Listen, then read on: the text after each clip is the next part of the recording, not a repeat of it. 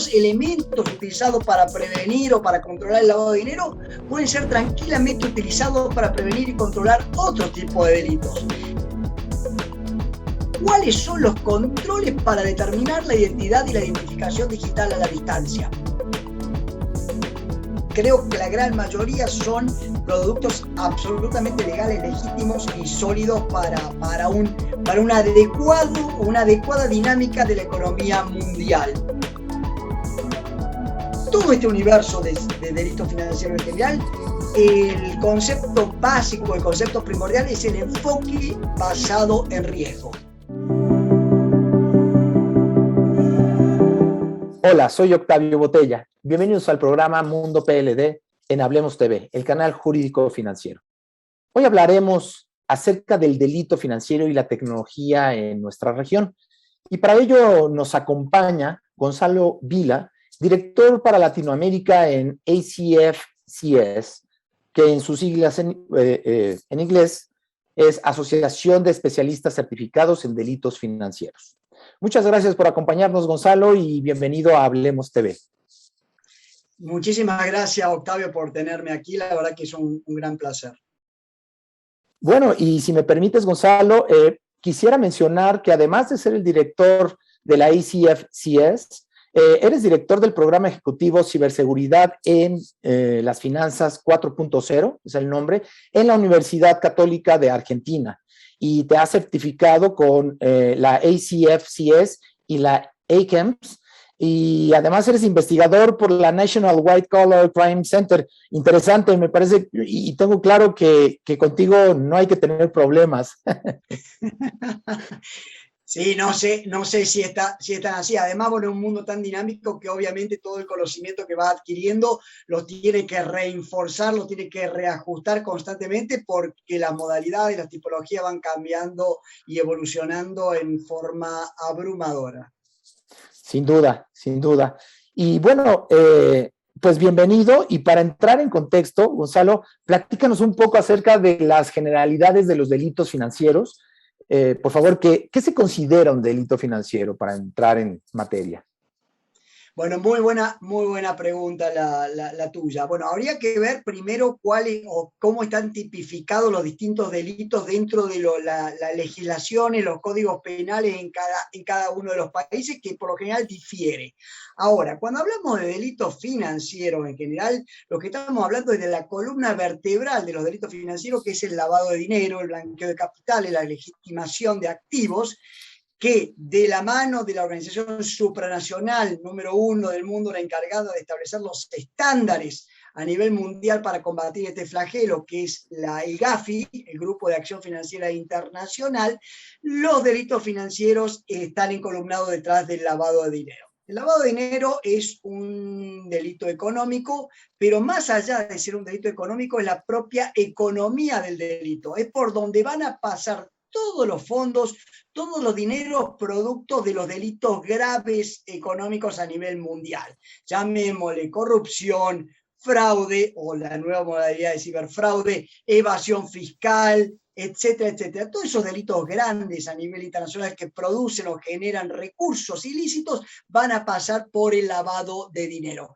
Y cuando decimos atacar, controlar, prevenir los delitos financieros, lo que estamos hablando es de buscarle controles, trabas, obstáculos al movimiento de estos flujos a través de los mercados internacionales, siendo el primero o el principal los mercados financieros, los mercados bancarios, que es por donde van a tratar de mover el dinero los delincuentes. Pero luego se van abriendo, se van creando nuevas oportunidades porque no se mueve el dinero, no se puede, o porque hay obstáculos para mover el dinero por allí, y se buscan nuevos canales, como por ejemplo el sector real, sector que nunca estuvo bajo la lupa o bajo el microscopio de las autoridades, de las organizaciones supranacionales, de la agencia de ley, y hoy en día ya sí se está buscando que haya más control. Es decir, los flujos financieros ilícitos se van a mover por los canales o por las rutas donde haya menos control, donde haya menos resistencia, como el agua. como el agua. Entonces se le pone la traba en el sector financiero, en el sector bancario, lo van a buscar por nuevas áreas, nuevos sectores. Y así podemos de alguna manera describir lo que son los delitos financieros, a pesar de que cada país, cada jurisdicción lo va a tener tipificado dentro de su legislación. Pero el que está marcando la cancha o el que está marcando el camino en este sentido es el Grupo de Acción Financiera Internacional, teniendo como norte el lavado de dinero o el blanqueo de capitales, ¿no?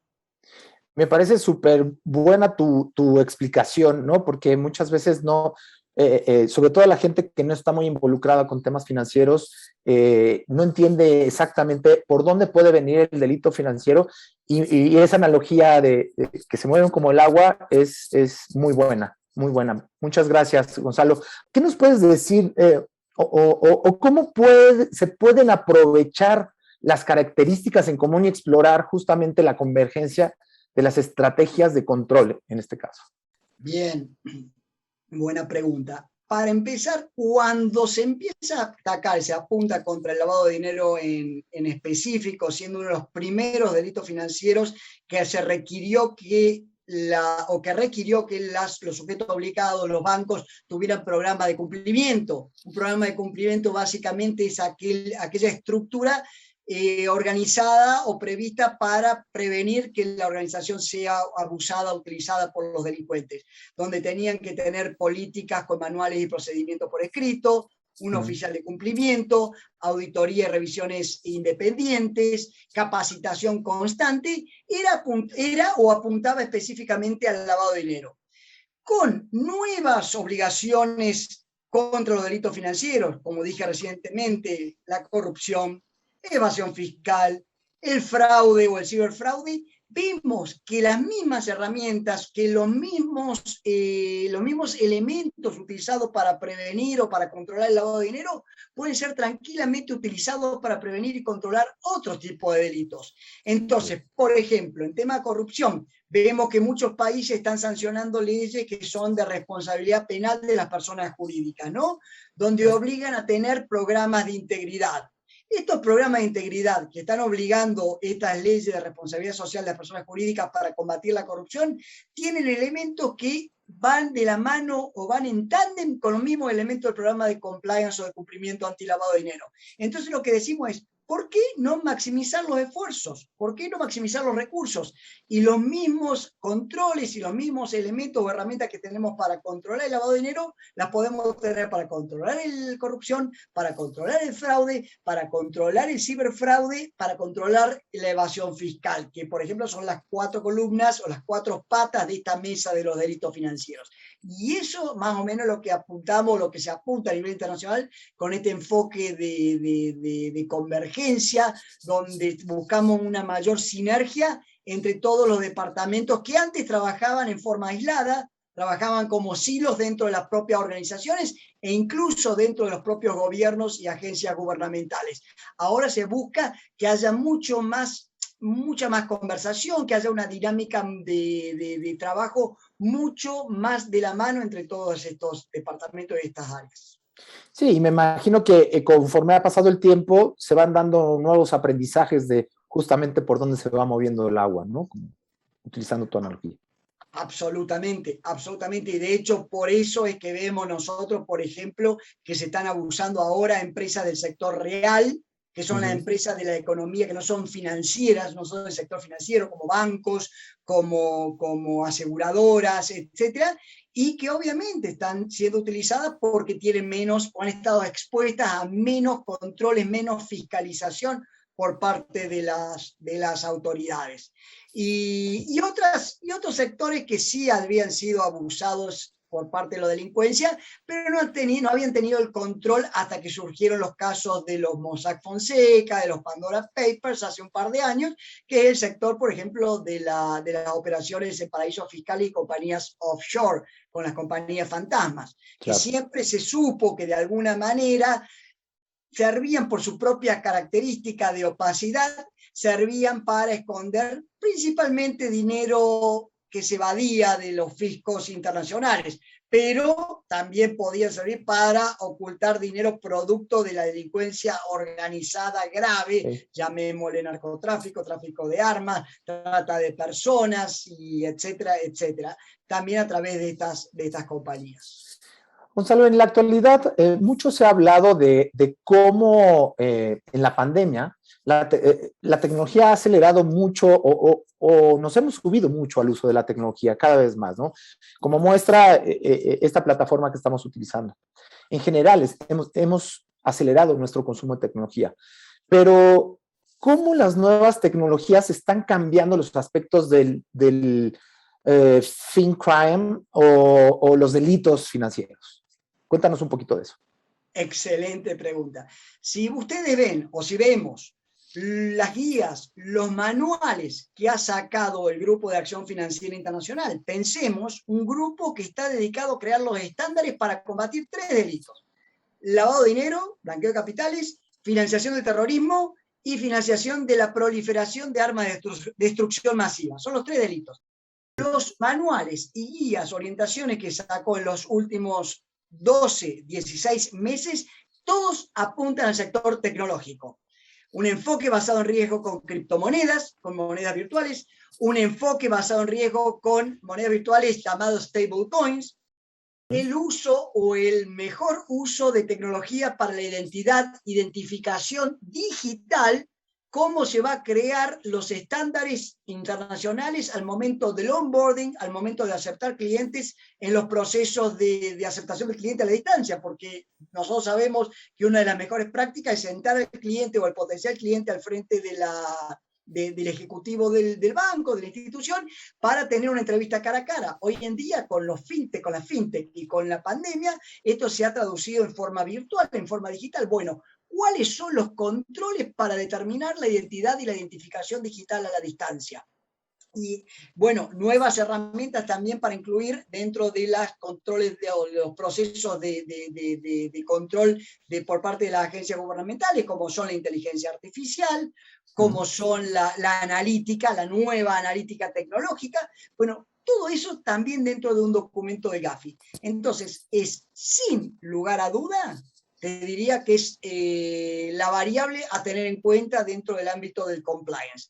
Y déjame que te dé un ejemplo de esto. Nosotros tenemos, o existe, por ejemplo, un país y varios que están estudiando la materia, ¿no? Un país que es Estonia, que está ofreciendo, por ejemplo, residencias digitales a ciudadanos de otros países, con la intención de que con esa residencia digital, este ciudadano de otro país de alguna manera tiene la posibilidad de operar dentro de Estonia.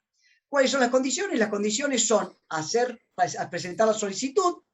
Ellos, si te aceptan la solicitud, te envían a un embajado o a un consulado de Estonia, donde te hacen un chequeo, un perfilamiento biométrico, y con esos datos biométricos vos obtienes, o tú obtienes la residencia digital de Estonia. Con esa residencia digital de Estonia, sin haber puesto un pie en Estonia, tú puedes ir y abrir una compañía, constituir una compañía en Estonia. Una vez que tú constituyas una compañía en Estonia, esa compañía puede empezar a establecer relaciones financieras, bancarias en Estonia, en la Unión Europea o en la comunidad internacional. Todo esto sin haber puesto un pie y con los únicos controles que han sido esos elementos biométricos a través de la embajada o del consulado de Estonia. Entonces, lo que era antes la necesidad de viajar, presentarte formalmente, presencialmente ante como dije recién, un ejecutivo de cuenta en un banco, en uno de estos países, hoy en día lo haces absolutamente en forma digital, en forma no presencial, a la distancia, con las herramientas tecnológicas que tenemos a mano. Entonces, por lo tanto, los controles deben ser igual de efectivos, igual de sólidos que el mismo proceso de aceptación. Entonces, creo que por allí viene el asunto. Sí, esto nos lleva a otros temas que a lo mejor luego podríamos abordar con detalle, el tema de la firma digital, el onboarding, todo esto, pues son herramientas que nos van a ayudar a que cada vez se blinde más estas identidades digitales, por llamarlo así, ¿no? Sí, identidades y tipologías también digitales. porque así como aparecen todas estas nuevas oportunidades, que muchas de ellas son legales y muchas de ellas tienen la posibilidad de realizar negocios legítimamente, también aparecen tipologías absolutamente delictivas, como por ejemplo, el uso o abuso de personas que tengan cuentas digitales para mover dinero a través del home banking o a través de operaciones online. Cuando antes se abusaba de estas personas en la cuenta tradicional, en los servicios bancarios. Hoy en día, con la posibilidad de acceder a través de una computadora al home banking, se está haciendo uso y abuso de estas personas para mover el dinero. A veces estas personas son usadas por la delincuencia en forma sin querer, en forma sin darse cuenta, y otras veces trabajan de la mano en connivencia con la delincuencia. Bueno, el uso y abuso de criptoactivos, que si bien tienen unas ventajas importantes con respecto, por ejemplo, al uso de algunos instrumentos financieros del portador, siendo el número uno el efectivo, como por ejemplo el rastreo o la trazabilidad dentro de la cadena de bloques. También es cierto que, dada la novedad, dada la inminencia de estos criptoactivos que tomó a todos por sorpresa, también es cierto que han sido abusados por parte de los delincuentes y se han sabido varias tipologías casuísticas con el uso de criptoactivos.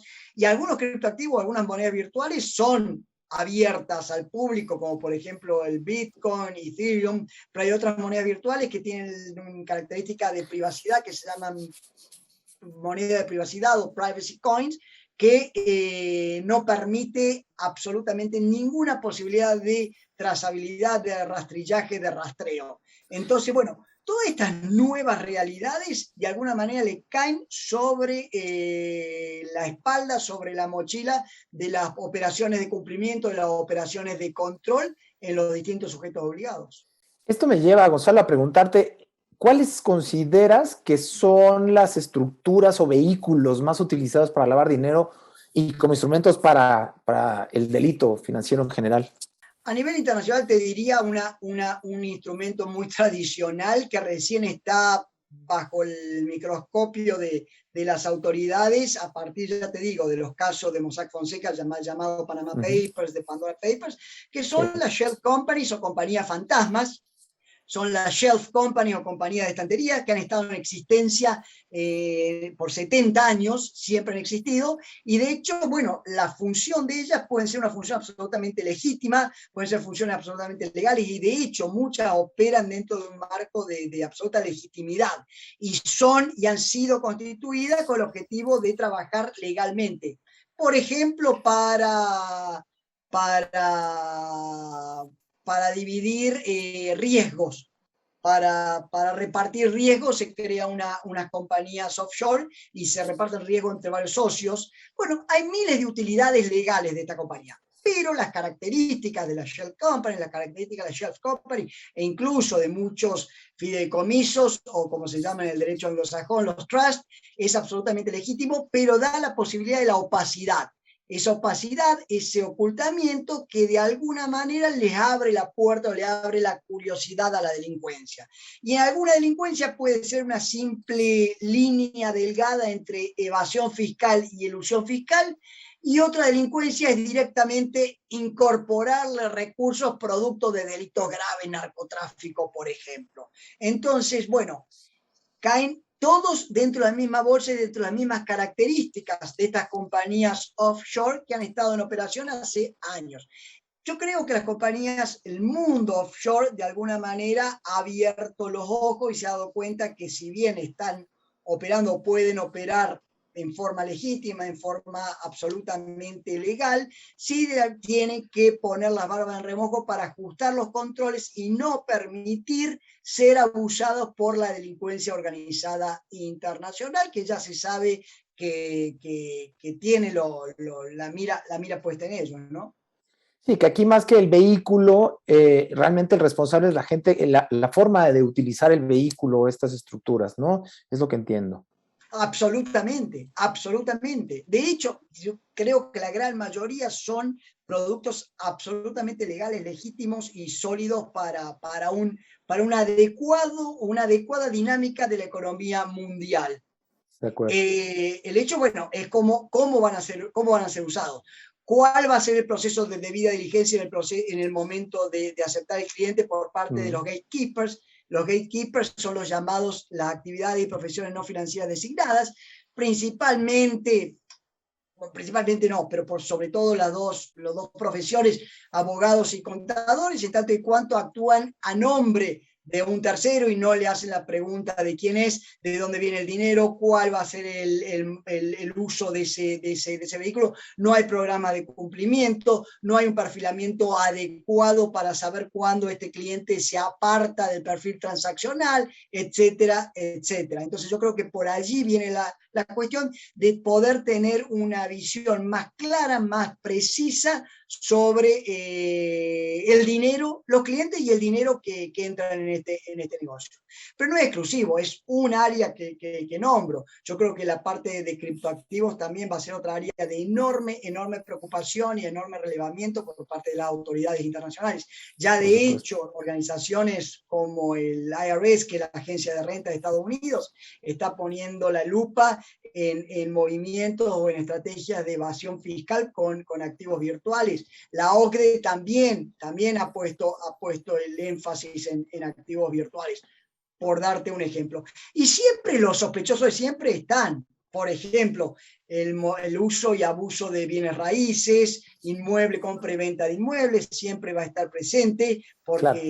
Sí, o sea, eso van a estar, no pierden vigencia. Hace un momento mencionabas el concepto de gatekeeper, ¿no? Que entiendo que el gatekeeper pueden ser abogados, contadores, incluso hablaste de las actividades profesionales no financieras designadas.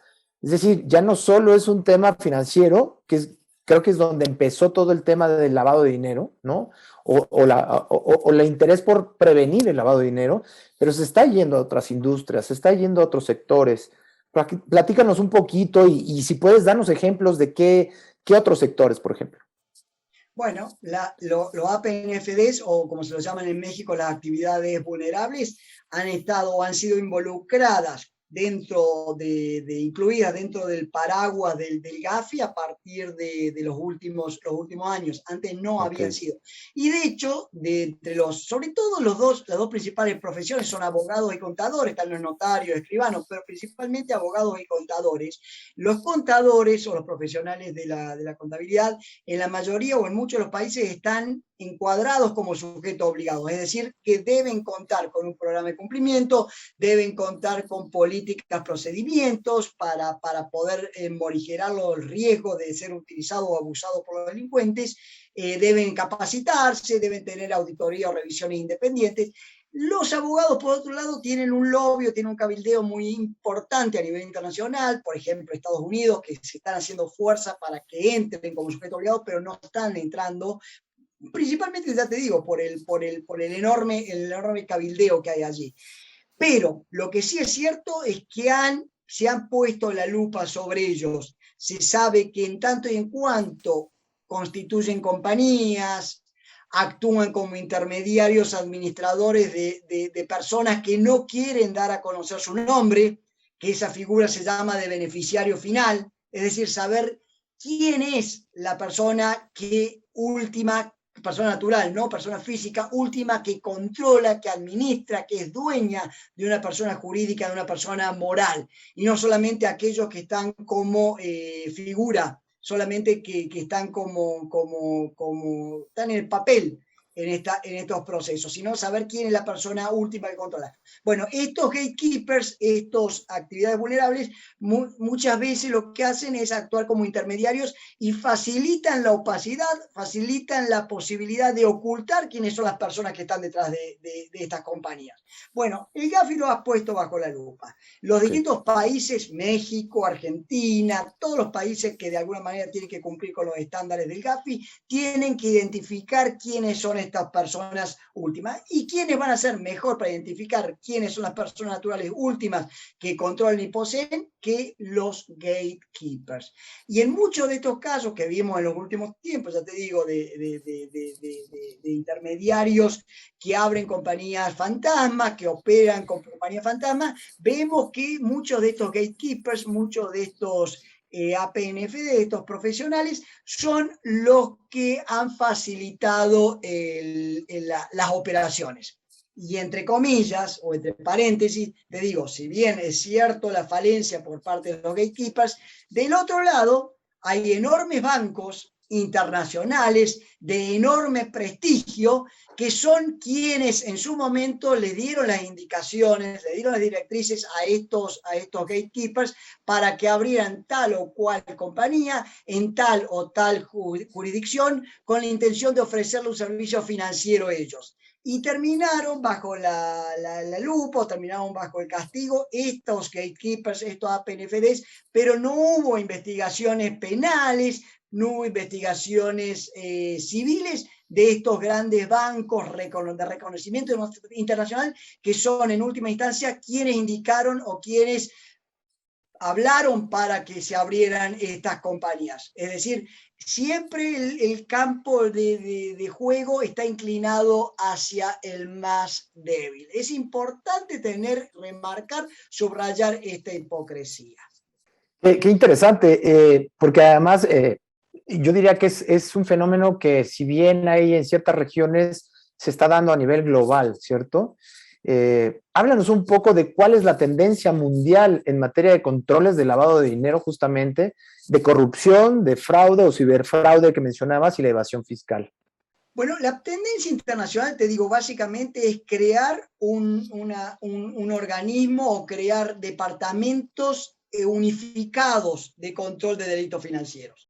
Entonces, si nosotros vemos grandes bancos internacionales operando en Nueva York, por darte un ejemplo, donde hay una obligación de que estos bancos, bajo la ley, bajo la fiscalización o el control del Departamento de Regulación de Nueva York, del Departamento Financiero de Nueva York, quienes regula a los bancos de Nueva York, deben contar estos bancos con un programa de cumplimiento en ciberseguridad muy estricto, porque se han visto varias filtraciones, varias violaciones y hackeos o intentos de hackeo de estos bancos. Ese programa de cumplimiento en ciberseguridad viene, como dije anteriormente, muy de la mano con el programa de cumplimiento antilavado, que también deben cumplir. Y también, si hay una ley de responsabilidad penal de la persona jurídica, también ese programa de integridad debe contar con los mismos elementos. Entonces, esta convergencia, este uso de herramientas, de elementos de una manera eficiente, inteligente, útil y dinámica, va a ser quien en última instancia va a facilitar una mayor dinámica en el uso y de la herramienta de los recursos de las distintas compañías. Creo que por allí se encamina. Para América Latina te diría, por ejemplo, algo que se viene en el futuro, es dentro del espacio de ciberprotección, de ciberseguridad, el hecho de que se están promulgando, se están sancionando leyes normativas en lo que respecta a la protección de datos personales, como la regla europea. Bueno, esa protección de datos personales va a caer sobre las espaldas, va a caer sobre las morrales, las mochilas de las propias oficinas de cumplimiento, para poder usar o hacer un buen uso de los controles contra el delito financiero, contra el lavado de dinero, contra la corrupción, para proteger los datos personales en las organizaciones, que de alguna manera no es más que una protección contra los ataques o el ciberriesgo. Y para cerrarte el concepto, te digo, todo este universo de delito financiero en general, el concepto básico, el concepto primordial es el enfoque basado en riesgo, donde va a ser, donde es imposible decir, bueno, tengo todos los controles en funcionamiento, tengo toda la operación controlada como para evitar 100% la posibilidad de que ocurra lavado de dinero, corrupción, un ciberataque, lo que sea, porque es imposible. Pero sí tengo un enfoque basado en riesgo y mis mayores recursos mis mayores energías, mis mayores horas hombre, la destino a aquellas situaciones o a aquellas instancias que ameritan, que son las que representan un mayor riesgo. Entonces, creo que este enfoque en base a un riesgo, que de hecho es la recomendación número 1 del GAFI, aplica a todo este universo por el que los sujetos obligados o en el que los sujetos obligados deben operar. Gonzalo, muchas gracias. De verdad, es bien interesante escuchar de alguien que tiene una visión de la región, ¿no? Porque en México a veces nos enfocamos mucho en el país, pero qué interesante que esto sucede en la región y sucede quizá en todo el planeta. Gonzalo Vila, director para Latinoamérica de la Asociación de Especialistas Certificados en Delitos Financieros. Un gusto tenerte hoy en Hablemos TV y ojalá podamos más adelante hablar, por ahí nos quedamos, hay temas como los criptoactivos, ¿no? Que también son una puerta o probable puerta ahora que están tomando tanta relevancia. Muchas gracias por acompañarnos y muchas gracias por el tiempo para esta entrevista, Gonzalo. No, Octavio, muchas gracias a ustedes, la verdad que un enorme gusto y no te hagas problema que vamos a tener tiempo de hablar de criptoactivos porque es un ámbito de enorme dinamismo y que seguramente vamos a tener mucho para aportar en el futuro muy cercano. Buenísimo, pues muchas gracias, mucho gusto, Gonzalo, y gracias por participar en nuestro proyecto de Hablemos TV. Y bueno, sobre todo, muchas gracias a ustedes por acompañarnos en un programa de Mundo PLD en Hablemos TV, el canal jurídico financiero. Yo soy Octavio Botella y no dejen de suscribirse, por favor, al canal. Hasta pronto.